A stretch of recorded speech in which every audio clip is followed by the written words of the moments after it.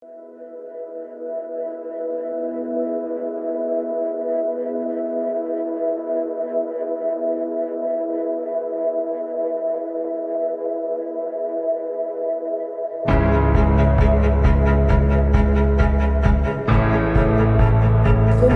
Nahayo Haissa, nkaba ndongoye ishirahamwe Wasiri.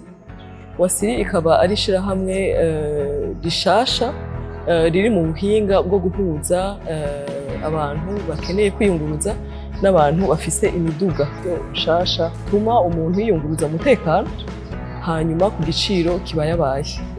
Duciye imyaka hafi 2 dukora, hanyuma tukaba twaje kugendera iki kigo kugira ngo tubakumishwashwa tubipfurize Noheli nziza. Ni abana bagowe, abana badafise abavyeyi, hanyuma tunabipfurize n'umwaka mwiza kugira ngo ibikorwa byacu bigire iyindi ntumbero yo gufasha, hanyuma tukaba twizeye yuko ico kikorwa tugiye kuzobandanya tugikora uyu mwaka wose ugiye kuza.